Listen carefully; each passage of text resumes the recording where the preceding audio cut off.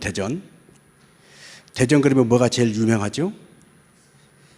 대전 그러면 뭐 여기저기 이곳 저곳 말할 수 있습니다만은, 적어도 제가 알기로 타지에서 우리 대전을 방문한 분들이 너나 할 것 없이 꼭 들르는 곳이 있습니다. 그것이 바로 성심당 빵 사러 성심당에 들린다는 거예요. 실제로 지금 대전역에도 성심당 분원이 생겨서 거기에서도 빵을 삽니다. 그러면 서울을 포함해서 각지에서 온 분들이, 우리 대전 사람도 물론 가서 많이 사지만 타지에서 온 분들이 더 많이 사는 것 같아요. 어느 날 아내하고 이 성심당 옆을 지나갔는데 빵을 사려고 줄이 얼마나 길게 늘어서 있는지, 야, 도대체 성심당 빵이 얼마나 맛있길래 저렇게 길게 줄을 늘어서 있나, 너무 신기해서 창문을 내리고 아내가 사진을 찍었습니다. 근데 사진을 찍고 있을 때 부부인 듯한 남녀 한 쌍이 막 급하게 오더니 여자분이 얘기하는 거예요. 빨리 사진 찍어, 빨리 사진 찍어. 지금 사진 찍고 있으니까 빨리 차 빼라는 거죠. 그날 성심당 옆에 사람들 길도 길게 늘어서 있었지만 차도에도 차가 얼마나 많이 길게 늘어서 있는지, 앞으로 정상적으로 진행하는 차들도 제대로 진행을 못할 만큼 차가 그렇게 많았습니다. 그래서 저희 아내는 이제 성심당 줄이 너무 기니까 그 사람들 줄 선 거 사진 찍어서, 야, 사람들이 이렇게 줄을 많이 서 있다. 그 목적으로 사진을 찍었는데 이분들은 자기들이 찻길에 차를 세워놓고 차가 잘 진행하지 못하고 빵빵 하는 소리도 들리고 하니까 주차 단속 나온 줄 알고, 제 아내가 주차 단속인 줄 알고, 그리고 사진 찍고 빨리 가서 차 빼라는 거예요. 여러분, 우리는 인생을 살면서 많은 것들을 보고 어떤 현상을 맞이할 때 나타난 현상을 가지고 섣불리 모든 것들을 평가를 하고 그리고 해석을 하고 받아들입니다. 길가에 있는 그 많은 차들, 이거 주차 단속하는 사람이 지금 차 단속하려고 이거 찍어서 나중에 가태료 보내려고 사진 찍는다. 나타나는 현상은 맞습니다. 차도 많았고 차가 밀리기도 했고 그건 주차를 해서는 안 되는 공간이기도 합니다. 그러나 그 이면에 숨은 뜻은 차 주차 단속과는 아무런 상관이 없는 것이었습니다. 오늘 삶을 살아가는 우리의 삶이 이와 같을 때가 많습니다. 우리는 별일 아닌 것에, 별것도 아닌 일에 걱정하고 근심하고 밤잠을 못 자고 염려할 때가 있습니다. 그냥 놔두면 지나갈 일입니다. 그냥 상관 안 하고 간섭하지 않으면 그냥 아무렇지 않게 그냥 지나갈 일입니다. 괜히 그걸 걱정하고 근심하고 간섭하고 막 이렇게 하다가 긁어부스럼을 만들어서 문제가 커진 경우가 있습니다. 또한 반대로 정말로 정신을 차리고 경각심을 가지고 들여다봐야 할 일인데 무디어서 못 듣고 눈치도 채지 못하고 아무런 대비도 하지 못하고 그렇게 지나가는 경우도 있습니다. 야곱이 살던 가나안 땅에 기근이 찾아왔습니다. 가나안 땅은 야곱의 아버지 이삭, 그 이삭의 아버지 아브라함에게 하나님이 네 자손에게 내가 이 땅을 주리라 약속으로 주신 땅입니다. 그런데 그 약속으로 주신 땅에 기근이 찾아왔다는 거예요. 흉년이 찾아왔다는 거예요. 먹을 것이 없어서 고통스러운 일이 찾아왔습니다. 그때 야곱은 우선 당장 먹을 것이 없기가 다르게 이 배고픔을 해결하기 위해서 애굽으로 양식을 구하러 자식들을 보냈습니다. 그리고 양식을 구해와서 한동안은 그 양식 먹고 잘 견뎠습니다. 그런데 시간이 또 지나갑니다. 양식이 떨어졌습니다. 또 다시 양식을 구하러 가야 합니다. 그런데 문제가 생겼습니다. 애굽에서 양식을 팔았던 그 애굽 사람이, 애굽 총리라고 하는 사람이 야곱의 막내 아들 베냐민, 다른 자식들은 다 심부름을 보내도 아껴서 신부는 보내지 않고 집에 남겨놨던 막내 아들 베냐민을 데리고 와야 곡식을 살 수 있다고 했다는 거예요. 베냐민 데려가지 않으면 곡식은 그냥 지금 애굽에 붙잡혀 있는, 볼모로 붙잡혀 있는 시므온도 어떻게 될지 알 수가 없고, 양식은 그냥 애굽 사람 얼굴도 보지 못하리라 경고를 받았다고 자식들이 가려고 하질 않는 거예요. 여러분, 우리가 야곱 입장에 한번 됐다고 생각을 해 보십시오. 지금 야곱은 눈앞에 나타난 현상, 나타난 문제가 배가 고프니 먹을 양식을 구해서 먹고 사는 일이 급합니다. 이걸 해결해야 됩니다. 그리고 자기가 그토록 사랑했던, 가장 사랑했던 아내 라헬이 낳은 두 아들 중에 요셉은 죽었고 지금 베냐민만 살았다고 생각을 하는데, 이 베냐민 하나 끼고 노년에 베냐민 통해서 위로받고 베냐민 볼 때 힘들고 어렵지만 그래도 내가 버티고 살 수 있는 이유가 베냐민에게 있었는데, 이 베냐민을 내놓으라고 그러니 이 베냐민 내놓지 않고 베냐민 지켜야 되겠다는 거예요. 야곱 입장에서는 배고프니까 양식을 구해야 합니다. 야곱 입장에서는 아끼고 사랑하는 베냐민을 보호해야 합니다. 이것이 야곱이 가장 중요하게 생각하는 일입니다. 그러나 여러분, 야곱이 보는 그림이 이만하다면 하나님은 지금 이 모든 사건과 일들을 통해서 야곱의 상상도 할 수 없는 큰 그림을 그리고 계십니다. 야곱은 양식 구해서 배고픈 거 해결하고 베냐민 보호하는 것, 이것이 목적이지만 하나님은 야곱을 애굽에서 큰 민족, 이스라엘 민족으로 성장시키는 큰 그림을 가지고 있고, 그리고 애굽에 가서 돈 주고 양식 조금 사다가 또 배고픈 거 달래고 또 다시 또 얼마큼 사다가 달래고 이런 거 하지 말고 아예 곡식 창고가 있는 애굽 그 창고 옆에 딱 데려다 놓고 네 마음껏 먹어라. 뭐 양식 구하러 멀리 갔다 올 필요도 없다. 돈 주고 살 필요도 없다. 이 창고 옆에서 네 마음껏 먹어라. 이것이 바로 하나님의 그림입니다. 그런데 이 그림을 보지 못하는 야곱은 지금 베냐민은 보호해야 되겠고 양식은 사로 자식들로 보내야 되겠고 이러지도 저러지도 못하고 있는 딜레마에 빠져 있다는 거예요. 창세기 43장 8절 말씀을 같이 한번 있습니다. 유다가 그의 아버지 이스라엘에게 이르되 저 아이를 나와 함께 보내시면 우리가 곧 가리니 그러면 우리 어린 아들이 다 살고 죽지 아니하리이다. 그때 나선 사람이 유다입니다. 유다가 나서서 저 아이를, 즉 베냐민을 나와 함께 보내십시오. 그러면 가서 양식 사오고 우리도 아버지도 우리 어린 애들도 다 살고 죽지 않을 것입니다. 살 길이 여기 있습니다. 베냐민 내놓으세요. 그러나 야곱은 베냐민을 포기할 수 없습니다. 배는 고파서 양식은 구해야 하지만 이 문제를 해결해야 하지만 배고픈 거 해결하려고 내 하나밖에 없는 이 마지막 내 위로 베냐민을 내놓을 수가 없는 거예요. 그래서 유다는 계속해서 얘기합니다. 자, 10절입니다. 우리가 지체하지 아니하였더라면 벌써 2번 갔다 왔으리이다. 아멘.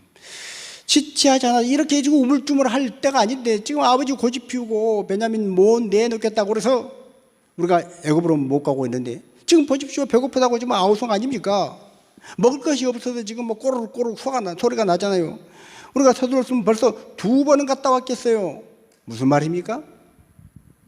하나님이 그리신 큰 그림을 내가 다 볼 수는 없지만 내가 눈앞에 있는 작은 그림 가지고 고집 피우고 그것 가지고 가둥바둥 살지 말고 하나님의 큰 그림에 맡기고 순적히 흘러갔으면 벌써 2번은 갔다 왔을 것이다. 이 문제, 오늘 이러지도 못하고 저러지도 못하는 이 문제 바로 해결됐을 거라는 거예요. 그럼에도 불구하고 사람들은 하나님이 그리신 큰 그림을 보지를 못합니다. 아니, 보려고 하질 않습니다.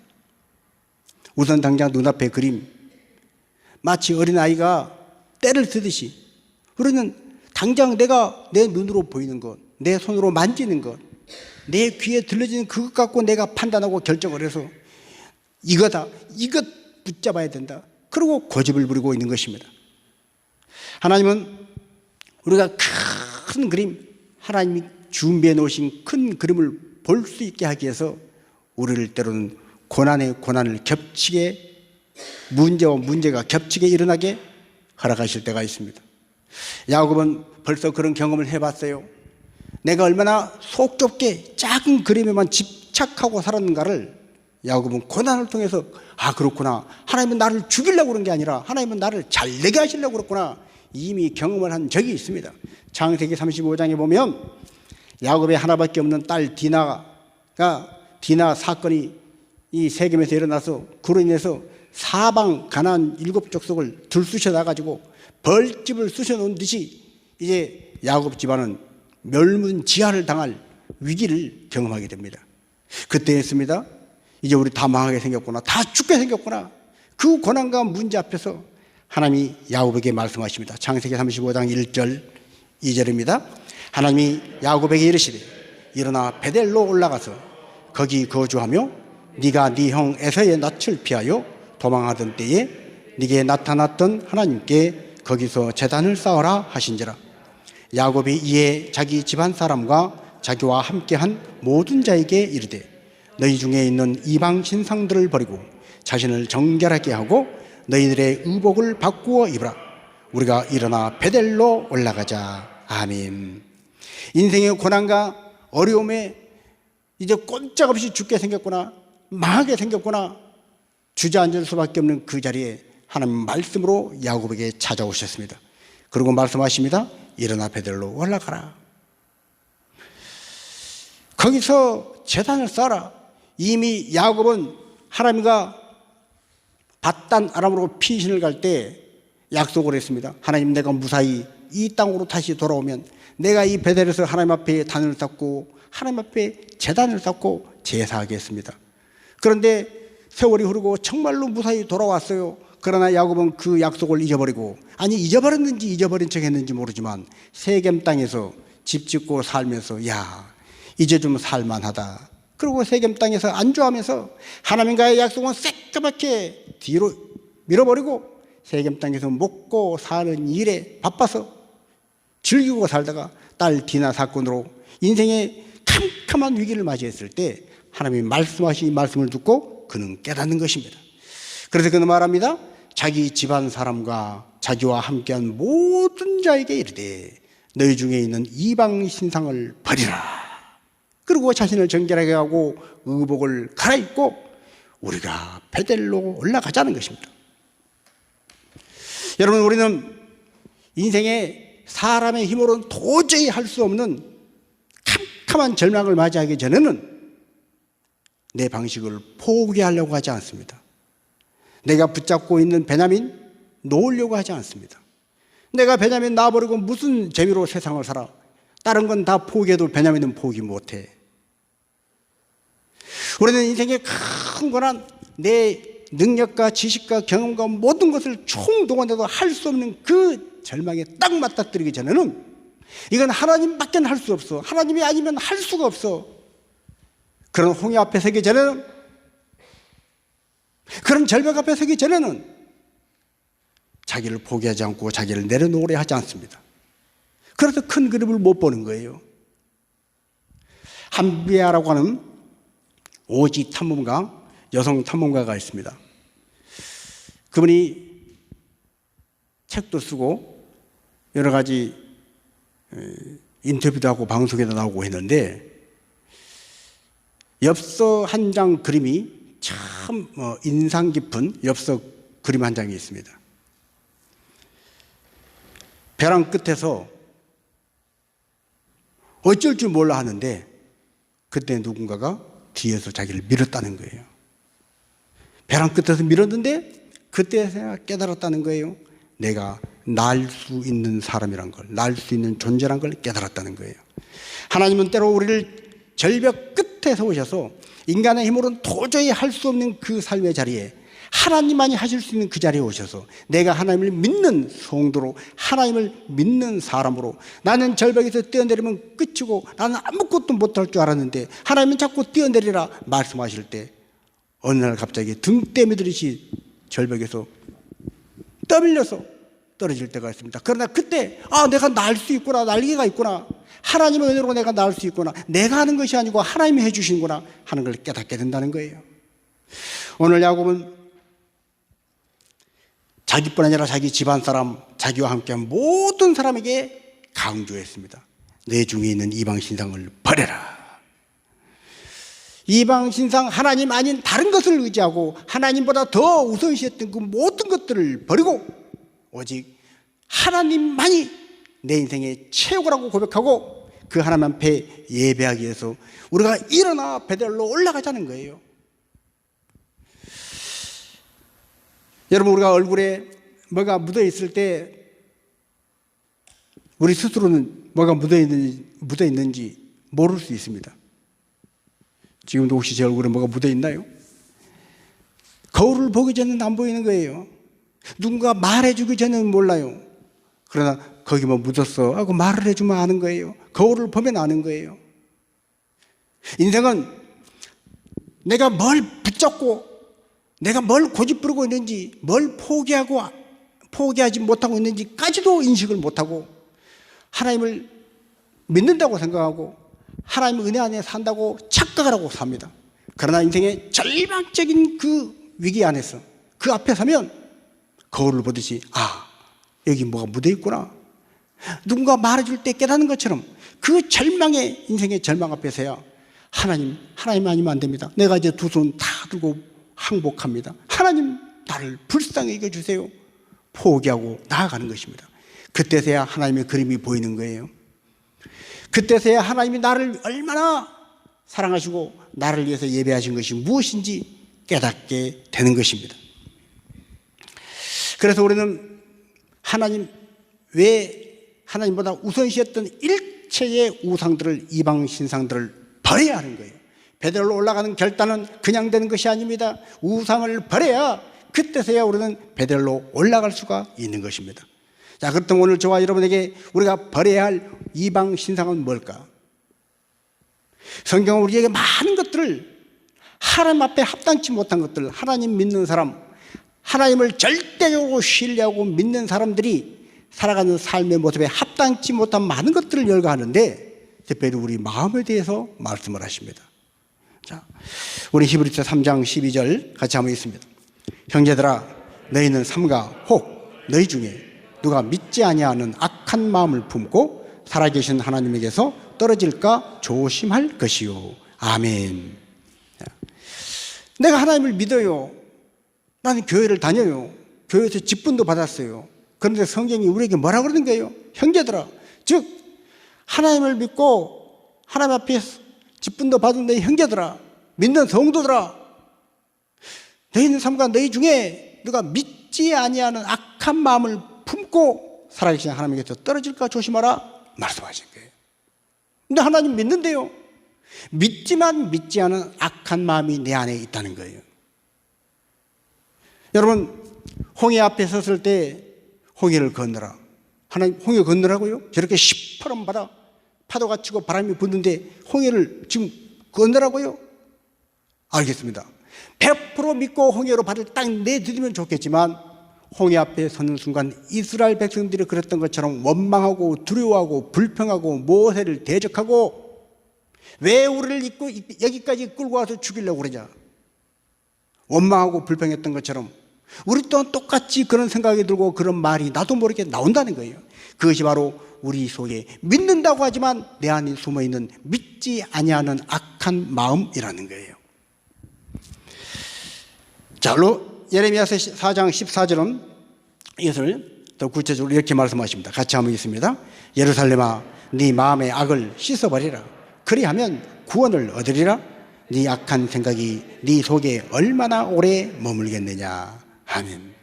예루살렘아, 믿는 성도들아, 하나님의 자녀라고 하는 사람들아, 교회 열심히 다닌다고 하는 사람들아, 네 마음의 악을 씻어버리라는 거예요. 이게 이방인에게 하는 말이 아닙니다. 하나님을 부인하고 믿지 않는 사람에게 하는 말이 아니라 하나님 믿는 사람들에게 하시는 말씀이에요. 이방인은 감히 꿈도 꾸지 못할 그 놀라운 축복을, 엄청난 복을 주시려고 믿는 사람에게 주시는 하나님의 말씀이에요. 뭐라고 말씀하십니까? 네 마음의 악을 씻어버리라는 거예요. 어떤 마음의 악입니까?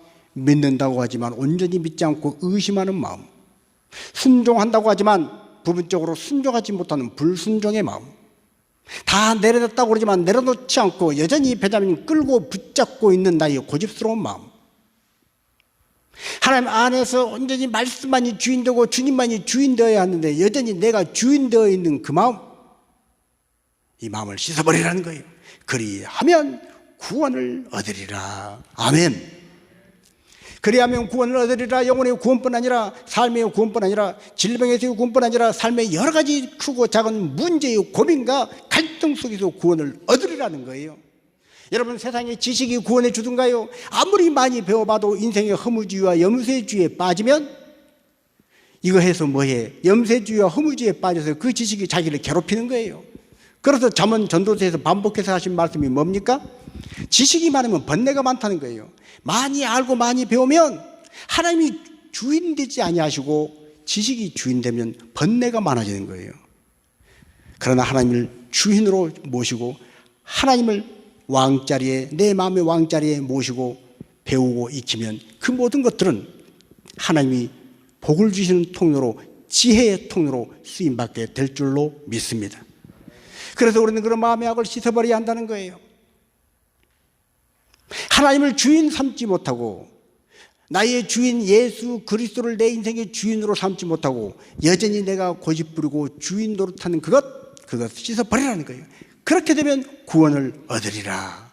세상 지식으로 주어지지 않던 평안을 얻으리라. 세상 돈으로 주어지지 않던 풍요를 누리리라. 세상의 명예로 충족되지 않던 마음의 기쁨과 감사가 채워지리라. 이 구원이 있어야 진정 인생이 행복한 거 아니겠어요? 여러분, 왜 돈을 버십니까? 왜 그 시험 합격하려고 그래요? 왜 그 일을 꼭 성공시키려고 그래요? 왜 그 사람과의 관계 속에서 악착같이 그 일을 꼭 내 생각대로 하려고 그래요? 무엇 때문에 그래요? 그 목적이 뭐예요? 오늘 나의 작은 그림의 고집을 놓고 하나님이 내게 주신 엄청나게 큰 그림을 믿음의 눈으로 바라보고 내 마음에서 믿어지지 않는 의심의 악, 순종하지 않는 불순종의 악, 나도 모르게 내가 주인된 그 자리에 앉아있는 교만함의 악, 이것들을 씻어버릴 때 말씀은 우리에게 약속하십니다. 구원을 얻으리라는 거예요. 구원을 얻으리라. 평안을 얻으리라. 기쁨을 얻으리라. 감사를 얻으리라. 세상 그 어떤 것으로 채워질 수 없는 충만함을 누리리라 말씀하시는 것입니다. 자, 야곱은 결국 자기 모든 식솔들에게 다 우리 가운데 있는 악을 제하여버리자. 이방 신상을 제거해버리자. 더러운 마음을 씻어버리자. 그리고 우리가 베델로 올라가자. 그 결단을 내립니다. 그래서 신명기는 우리에게 말씀합니다. 신명기 26장 14절 15절입니다. 내 하나님 여호와의 말씀을 청종하여 주께서 내게 명령하신 대로 다 행하였사오니 원하건대 주의 거룩한 처소 하늘에서 보시고 주의 백성 이스라엘에게 복을 주시며 우리 조상들에게 맹세하여 우리에게 주신 젖과 꿀이 흐르는 땅에 복을 내리소서 할지니라. 아멘. 하나님, 나를 구원해 주세요. 하나님, 내가 하나님 믿는 사람들께 좀 평안을 두고 살게 해주세요. 하나님, 내가 하나님 믿는 사람들께 정말로 형통한 삶, 복받는 삶 살기를 원해요. 내가 하는 일이 잘 되기를 원해요. 우리는 많은 경우에 복을 원합니다. 근데 이 복을 구할 때 복을 먼저 구하지 말고 먼저 뭐 하라는 거예요? 하나님이 내게 주신 명령을 다 행하여 싸우니 복을 주시며 복을 구하라는 거예요. 할 것을 하고 난 후에 복을 구하라는 거예요. 여러분, 하나님은 저와 여러분을 예수 그리스도를 십자가에 못 박는 엄청난 대가를 치러 주시기까지 우리를 사랑하셔서 우리를 죄에서 구원해 주셨습니다. 그래서 예수 믿는 사람은 누구나 그의 신분이 어떻게 됐건 간에 예수를 믿기만 하면, 그 믿음이 진짜라면 그는 죄 용서받고 천국 갈 것입니다. 그러나 하나님이 약속하신 각양의 복들, 마음의 평강의 복, 삶의 의미와 목적을 가지고 기쁨과 즐거움으로 살아가는 복, 그리고 모든 삶에 되어진 일들을 통해서 하나님 사랑합니다. 나도 하나님 사랑합니다. 하나님 나를 사랑하신 건 내가 알겠습니다. 하나님과의 사랑의 교제를 나누는 이 영적인 복, 진정한 복, 이 복을 누리고 살려면 하나님의 명령을 먼저 행하라는 거예요. 할 바를 하라는 거예요. 여러분, 오늘 어떤 복을 여러분은 구하고 있습니까? 물질의 복입니까? 건강의 복입니까? 마음의 평안의 복입니까? 아니면 어떤 복입니까? 어느 곳에 가든지 항상 열정적으로 살고 싶고, 어느 곳에 가든지 내가 적극적으로 살고 싶고, 인생의 목적과 비전을 뚜렷이 하고 살고 싶은데, 그렇게 당당하게 살고 싶은데, 그 복을 받고 싶은데 그 복이 왜 안 올까요? 하나님을 믿지만, 교회 다니지만 하나님이 내게 주신 명령에 내가 명령을 순종했습니다. 말씀대로 행했습니다. 이제 내게 복을 주세요 하라는 거예요. 느헤미야 13장 마지막 절에 할 만큼 다 했으니 이제 내게 복을 주옵소서. 쉽게 표현하면 이런 고백을 하고 있습니다. 하나님이여, 이제 내게 복을 주시옵소서. 여러분, 느헤미야는 할 바를 다 했습니다. 정말로 어려운 환경이었지만, 할 수 없는 환경이었지만 그는 할 바를 다 했습니다. 이방 나라의 왕의 이 관원으로 있으면서 부귀영화 누리며 한평생 얼마든지 떵떵거리고 살 수 있었지만, 예루살렘의 성이 회파됐다는 소식을 듣고 그걸 오늘 우리식으로 표현하면 장관짜리 사표를 내고 예루살렘의 성 재건하기 위해서 월급도 못 받고 그곳에 와서 자기가 자처해서 그 성벽을 세워갔는데, 이 주변에 산발랏을 포함한 이 방해꾼들이 회막을 놓습니다. 도와줘도 지금 이게 될까 말까인데, 힘을 합해도 될까 말까인데 회막을 놓고 방해를 놓고 그리고 협박을 하는 거예요. 니들이 쌓는 것은 여우가 올라가도 곧 무너지리라 조롱을 하고, 우리가 사람을 보내서 지도새도 모르게 느헤미야를 죽여버리자 공갈 협박을 하고, 그럼에도 불구하고 느헤미야는 한 손에 삼을 들고 한 손에 병기를 들고 할 수 없는 상황이지만 핑계대지 아니하고 예루살렘 성벽을 세웠고, 그 눈물겨운 과정을 다 거쳐서 52일 만에 기적적으로 예루살렘 성벽을 다 세우는 그 마지막에 느헤미야는 이제 주의 종을 기억해 주시고 내가 안일을 기억해 주시고 주여 복을 주시라고 담대히 하나님 앞에 복을 구할 수 있었던 것입니다.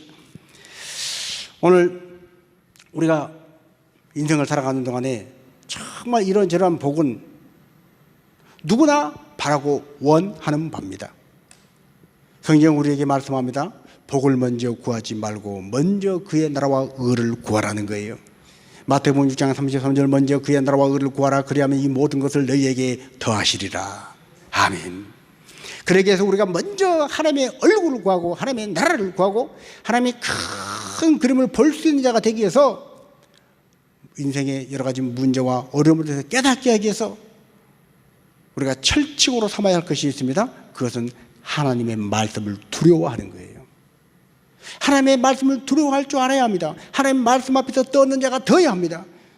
우리 이사야 66장 5절 말씀을 같이 한번 읽습니다.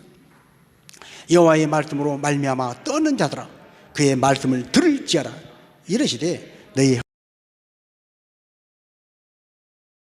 너희를 쫓아내며 이르기를 여호와께서는 영광을 나타내사 너희 기쁨을 우리에게 보이시기를 원하노라 하였으나 그들은 수치를 당하리라 하셨느니라.